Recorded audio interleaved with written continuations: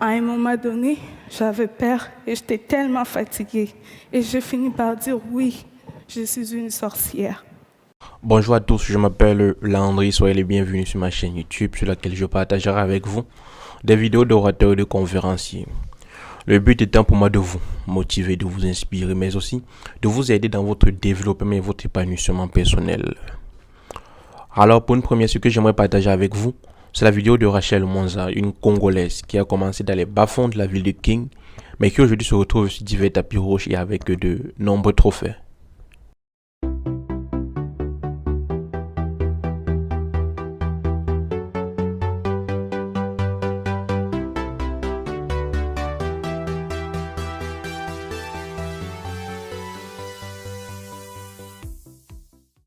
Bonjour, je vais vous raconter une histoire de sorcière. Pas la sorcière que vous connaissez avec son nez crochu, son balai et ses verrues, mais une sorcière du Congo. Cette sorcière, c'est moi. Et mon histoire, c'est une histoire de courage, de force et de foi. Je suis née en République démocratique du Congo, dans une bonne famille, oui. Quand j'étais petite, mon père était en gérant dans une société de mines de diamants. On vivait dans une grande maison en Bujimaï dans la province du Kasaï. J'allais à l'école et j'étais heureuse. Ma mère vient d'une famille pauvre. À cause de cela, la famille de mon père n'aimait pas ma mère. Puis un jour, mon père a perdu son travail. J'avais 6 ans. Il a dit à ma mère d'aller avec moi à Kinshasa avec ma sœur et mes 4 frères. Il a dit qu'ils viendront nous rejoindre pour trouver du travail. En réalité, sa famille lui avait demandé de se débarrasser de nous. Quand ma mère a compris, il était trop tard. Elle se retrouvait toute seule, loin de sa famille. Elle a dû vendre tout ce qu'elle avait pour nous faire manger. Elle avait changé. Elle avait tellement maigri.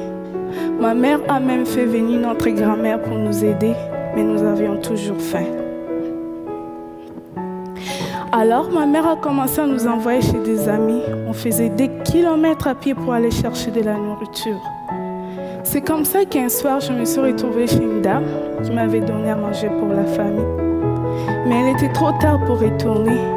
Elle m'a proposé de dormir chez elle et de repartir le lendemain matin. Durant la nuit, je parlais dans mon sommeil. Ça ne vous paraît pas très grave, n'est-ce pas? Mais cette amie a dit à ma mère que je parlais aux démons.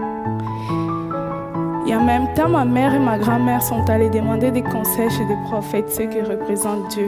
Elles cherchaient la cause de tout le malheur de notre famille. Le problème est qu'elle m'avait amené chez un faux prophète. Et il a été décidé que c'était moi la cause et que j'étais une sorcière. Les charlatans m'ont parlé pendant plus d'1 heure pour que j'accepte que je sois une sorcière. Il a crié sur moi sans arrêt. Ils m'ont fait boire 5 litres d'eau avec des herbes dégueulasses. Ils m'ont dit de vomir les viandes des gens que j'aurais mangées dans le monde des ténèbres. Imaginez-vous la scène, une enfant de 7 ans face à plusieurs adultes qui crient sans arrêt. On me tapait même dans le dos pour faire sortir cette viande. À un moment donné, j'avais peur et j'étais tellement fatiguée. Et j'ai fini par dire oui, je suis une sorcière. Je croyais qu'en disant oui, que les mal allaient s'arrêter. Mais j'étais devenue une sorcière, malgré moi. Une fois qu'on m'est nommée sorcière, c'était impossible de retourner en arrière. Ma mère a accepté la situation. Mais ça ne veut pas dire que ma mère ne m'aimait pas. Et en même temps, comme la situation ne changeait pas dans la maison, sans argent, sans nourriture, ma mère a décidé de partir avec sa sœur en Angola pour aller trouver du travail. Leur plan n'a pas marché. Et ma mère se retrouvait toute seule, coincée en Angola, sans argent, sans nourriture. Et finalement, elle n'est pas revenue. Contre sa volonté, elle a été forcée de nous abandonner elle aussi. On a perdu toutes les communications avec elle. Et on est resté avec grand-mère. Pendant 2 ans, j'ai été traitée comme une sorcière. les accusations, les cris, les jeûnes forcés, les piments dans les yeux. Elle disait que c'était moi la cause. Si ma mère n'appelait plus, elle pensait qu'elle était morte et que je l'avais sacrifiée. Elle a dit à tout le monde de ne pas m'aider, de ne pas me parler, de ne pas jouer avec moi. Dans mon quartier, on ne me laissait pas m'approcher des autres enfants. J'étais toute seule. J'étais pauvre. J'avais faim. Mais j'étais surtout pauvre d'amour. Et finalement, ma grand-mère, elle m'a chassée de la maison. Je suis devenue une chérie, une enfant de la rue. Dans la rue, on est comme des papillons. Là où le sommeil nous trouve, c'est là où on dort. Dans la rue, on devient des soldats pour survivre. On oublie la lecture et l'écriture pour apprendre à se battre. Dans la rue, j'ai vendu de l'eau, des arachides, j'ai fait des mélanges. Mais à chaque fois que je voyais les autres enfants aller à l'école, je me rappelais des jours où j'étais heureuse. Je pleurais, je me demandais si un jour je pourrais sortir de la rue. Puis un jour, ma chance a tourné. J'ai participé dans un documentaire Kinshasa Kids. On m'a payé et j'ai tout de suite voulu donner cet argent à ma famille. Car même dans la rue, dès que j'avais quelque chose, je passais aller voir ma famille pour leur donner. Ma grand-mère a pris de l'argent, elle m'a encore remis dans la rue. Plus tard, j'ai entendu parler d'un film canadien qui s'est tourné à Kinshasa. La même personne qui s'occupait du casting alors me connaissait, j'ai été invitée au casting. Je me suis retrouvée face au regard des enfants riches qui étaient là en édition. Même si j'avais envie de me sauver à cause de leur regard, je suis restée et j'ai tout donné pour avoir le rôle. Pour moi, c'était une façon de changer ma situation. J'ai eu le rôle principal dans le film. C'était bien cool. La production, ils m'ont mis dans une grande maison. Je pourrais manger tous les jours et avoir tout ce que je voulais. Mais malgré tout ce qui se passait, j'étais triste. J'en ai parlé à Kim, le réalisateur. Ma vie était belle, mais mes frères et sœurs, ils étaient toujours dans la misère. Je ne me sentais pas bien quand je mangeais en sachant qu'ils avaient faim. Alors, l'équipe et Kim ont donné de l'argent à ma famille. Et quand l'équipe sont entrés chez eux, ils ne m'ont pas laissé comme ça. Ils ont trouvé une maison d'accueil et ils ont fait en sorte pour que je puisse retourner à l'école. Moi qui en rêvais depuis si longtemps. C'est là où cette histoire des sorcières devient un conte de fées. Le film a eu beaucoup de succès. Je suis passée des rues de Kinshasa au tapis rouge des festivals. J'ai reçu même l'Ours d'argent en 2012 à Berlin. Le film a été même nominé aux Oscars. Et aujourd'hui, j'ai 18 ans et que j'ai reçu 18 prix dans le monde. Les Oscars, c'était cool. Mais pour moi, les plus beaux jours de ma vie, c'est celui pour la première fois. Après des années dans la rue, je suis retournée à l'école. S'il y a des enfants dans la rue, partout dans le monde, c'est souvent parce que les parents n'ont pas eu les droits d'éducation. Comprenez-moi bien, le problème est profond. La pauvreté, c'est ce qui amène le manque d'éducation. Chez moi, envoyer les enfants à l'école, c'est un luxe. Mais sans éducation, on risque de se faire rencontrer n'importe quoi par les autres qui vous disent quoi faire et quoi penser. Ma mère n'était pas bête.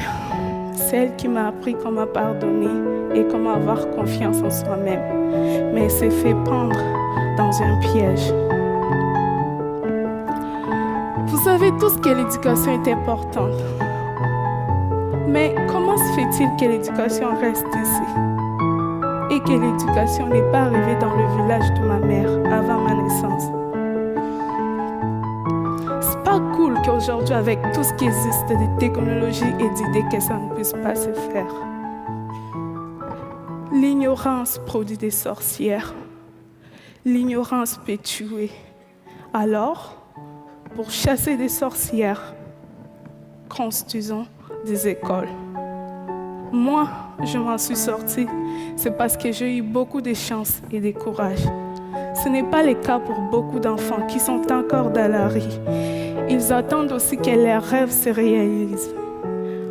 Alors, pour cela, il ne faut pas les oublier.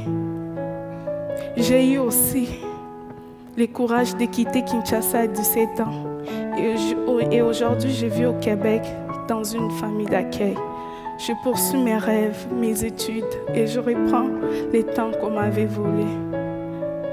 Je vous parle d'espoir et de courage et de force. Je ne vais pas complaire sur moi. Je ne vais pas complaire sur moi. Je ne vais pas. Retenez cette phrase si simple. Aussi longtemps que le cœur bat, tout est possible. Merci.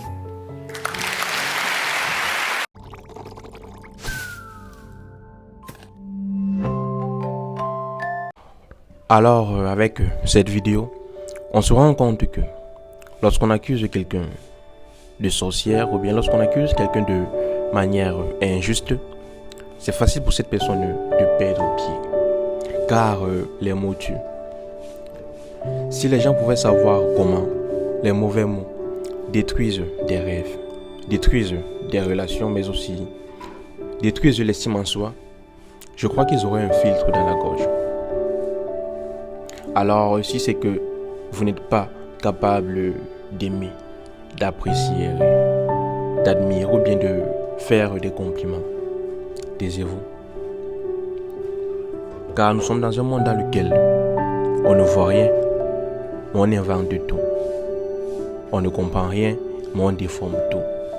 On ne dit rien, mais on juge tout. Et avec ça, on aura beau salir la réputation ou bien diminuer le respect d'une personne, mais on ne lui enlèvera jamais sa grâce. Alors, ne cessez jamais de vous battre. Ne cessez jamais d'aller de l'avant. Car certaines humiliations que tu subis aujourd'hui t'apporteront la maturité dont tu auras besoin lorsque tu seras dans ton temps de gloire. Si tu ne t'es pas encore abonné, abonne-toi et clique sur la clochette de notification pour voir toutes mes nouvelles vidéos. Et cette maladie s'est emparée à moi et a commencé à me donner une autre forme que je ne voulais pas du tout.